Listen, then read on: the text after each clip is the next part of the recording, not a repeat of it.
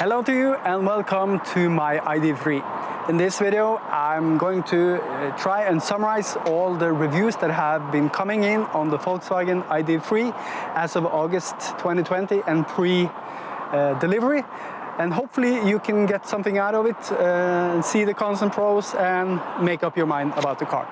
So in this video I'm going to sit back on that bench there and talk a little bit, and I'll be reading from my phone because there's a lot of details, and I've tried making this video 2 times before and they just looked weird with me talking to somebody out there. I'm going to sit there, I'm going to read from my phone, then I'm going to look at you, and hopefully we'll get through it in before the sun sets. Sounds good? Okay.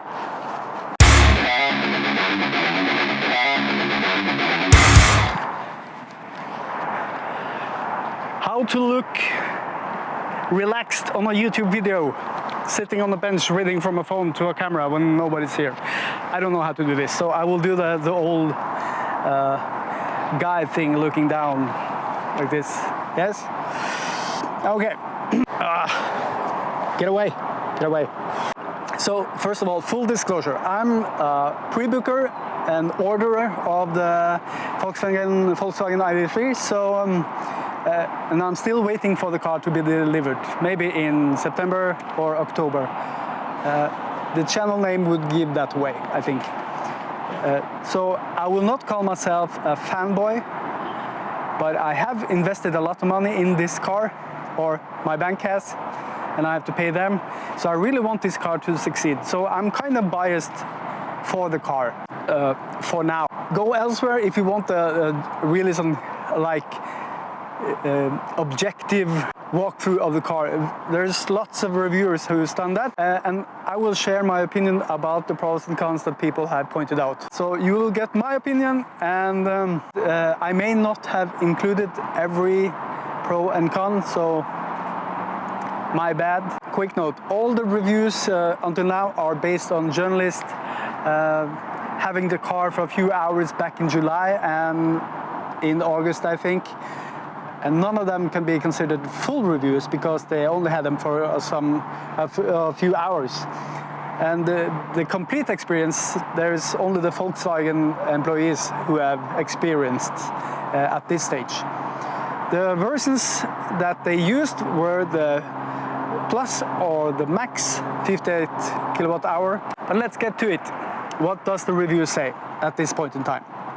For the car, first of all, it's a really quiet car.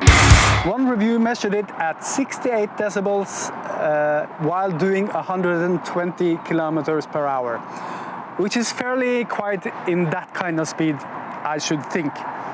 The more noise, the more tiresome it is to drive, so less noise, it's nice. Volkswagen seem to have really focused on making the car as quiet as possible, and if the sound system is as good as some of the reviews say, this will be really good for listening to music. It's nice and tight to drive, and the rear-wheel drive adds to the experience. Most say that it's a nice car to drive, and it's comfortable on the road, it reacts well, and it's especially cool to drive in the city.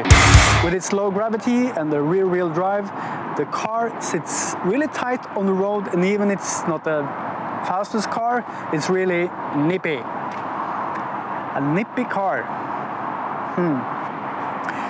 However, somebody thinks it's a little bit too stiff. That may have something to do with how EVs are built, I think. I don't know, but I think. The turning radius is 10.2 meters. That's tight. This is of course a great point, and it makes the car a superb city car.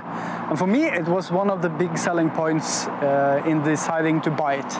It's a really well-built car, and it looks pretty good both inside and out, and pretty futuristic inside with its simplistic interior design.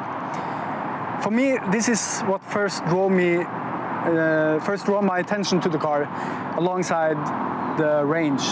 I think it looks really nice, and the clean design is for me very attractive and calming.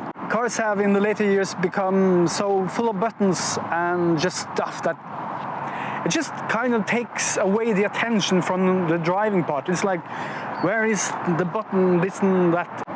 The range is good, and it's nice to have fast charging. Well, duh. For me, the blinking sign in my head when I saw this car was 400 kilometers. And the price range, of course, but the range of at least 400 kilometers. Finally, a cool car with enough range for a pretty reasonable price. Some will argue, is it reasonable? I will argue, here in Norway, it is. Most of the reviewers measured the energy consumption around 1.4 to 1.6 kilowatt hours per 10 kilometers. Yeah, so that's 14 or 16 per 100 kilometers. Being able to fast charge the car, going from 20% to 80% in half an hour, is just great. But I'm sure in about 5 years' time we're gonna laugh about that, because it's just half an hour, just stupid. But we'll worry then. Now it's really good. The assist systems are among the best ever. One Norwegian reviewer said that this car has the best assist systems on the market, and the focus on helping and assisting the driver in driving safe rather than driving the car for the driver is the way car manufacturers should be thinking about traffic assist systems. I couldn't agree more, and I can't wait to drive this car with its capabilities to read road signs and adapt to the road when driving long stretches along the countryside. It will be so relaxing. It will be like, that's not good, but relaxing, it's good. It's roomy. It's a roomy car. Everybody points out how roomy it is inside due to the long wheelbase.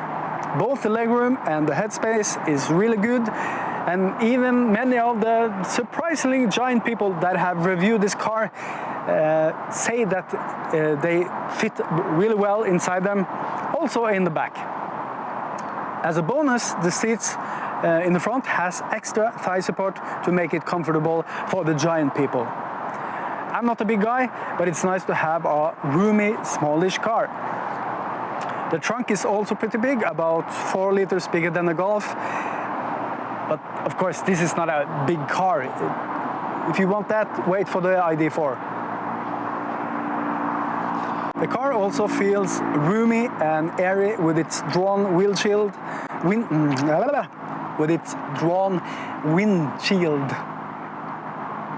And lack of big midsection. The panoramic roof also helps if you choose the Max, which I did, which I went all balls out for. I want the panoramic roof. I mean, panoramic roof, it's like this, almost in the car with a roof. You can adjust the steering wheel in 4 directions. It's easy to get the right fit when you can do this, of course.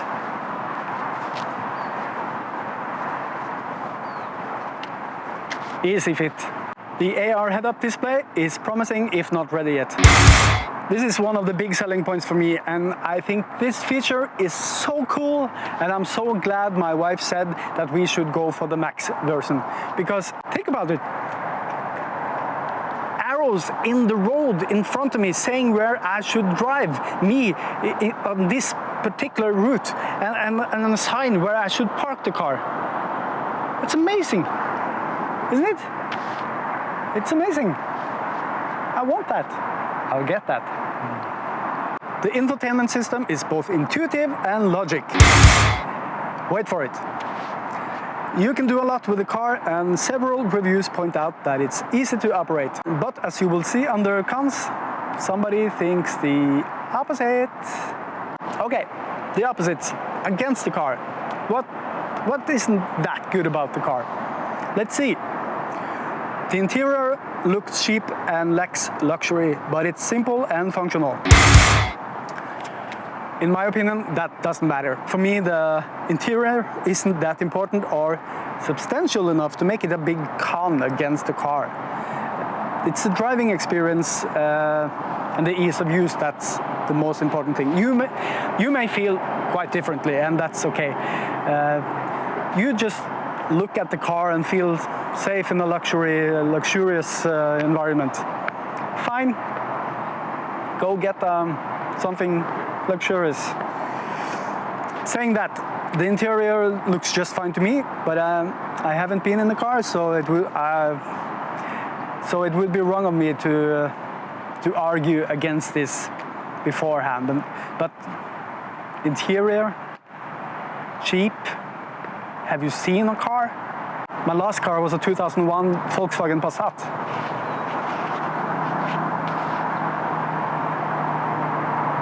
That's fine. And by the way, I will not mention the piano black thing that everybody talks about because I have no opinion about that. Don't smudge. The touch controls and few buttons isn't optimal. A good deal of the reviews, almost everybody, doesn't care for the touch controls and lack of physical buttons. They find it less accurate and a bit fiddly to get to work properly. One reviewer made the lack of a volume knob one of two cons about the car.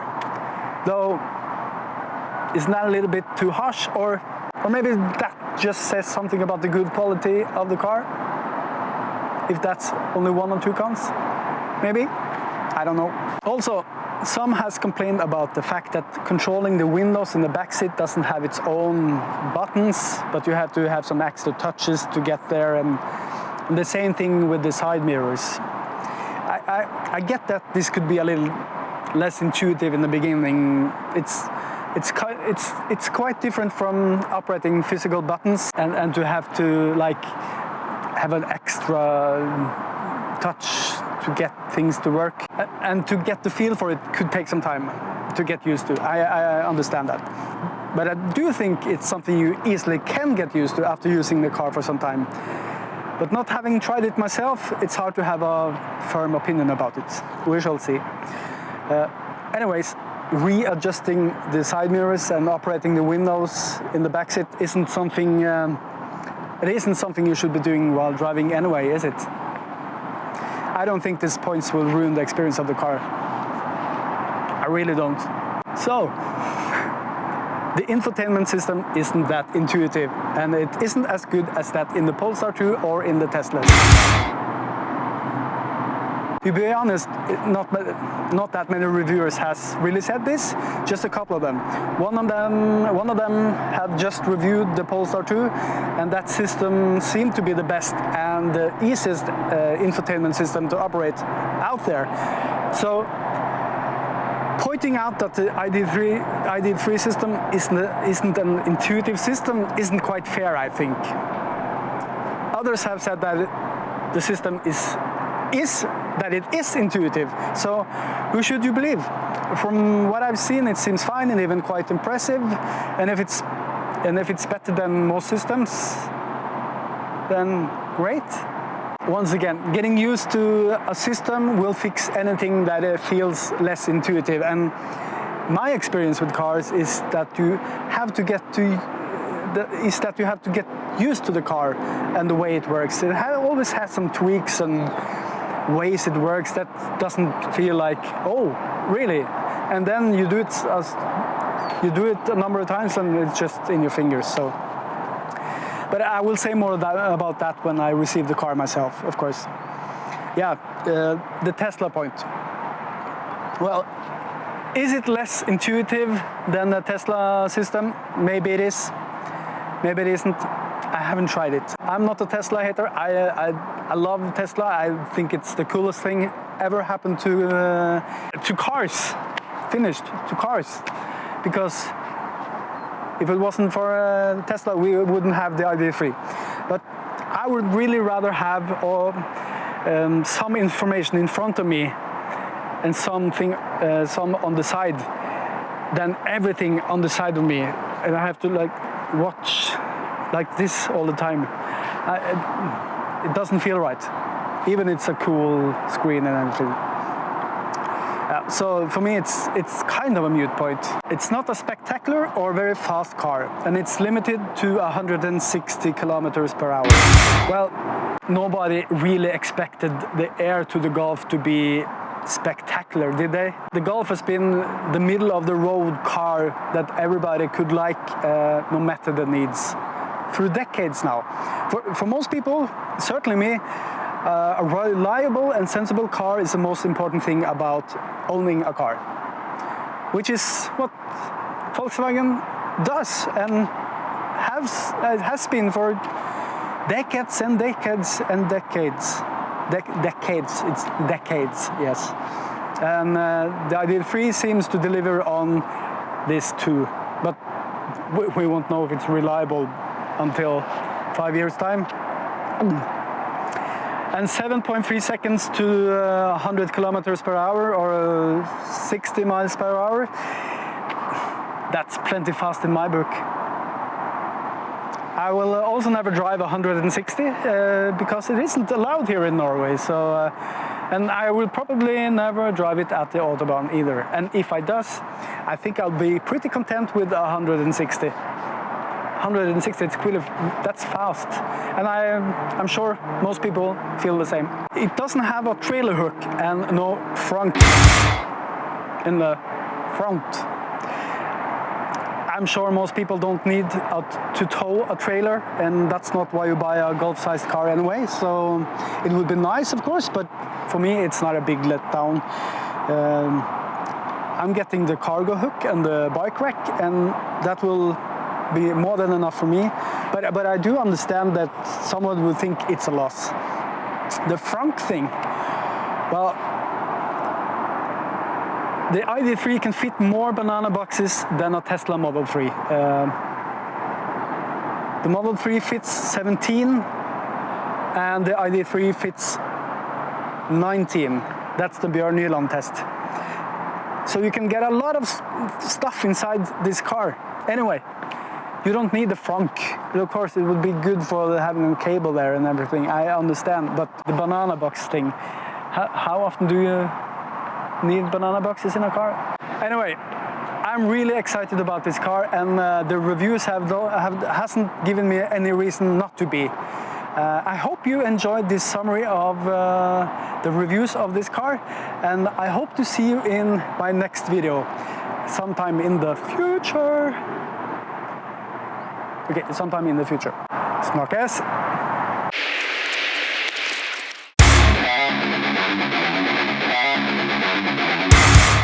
So, how does a YouTube channel about the ID.3 look like behind the scenes? Yeah, that's really cool. Yeah, that's my... This is German too, it's a high bike. It's a really good bike. Electric bike, of course. This is nature in Norway. Yes. Hope you like that. It's behind the scenes. You're supposed to have that in YouTube videos at the end. So this is the end of the video. I promise. Yeah, okay, it's the end.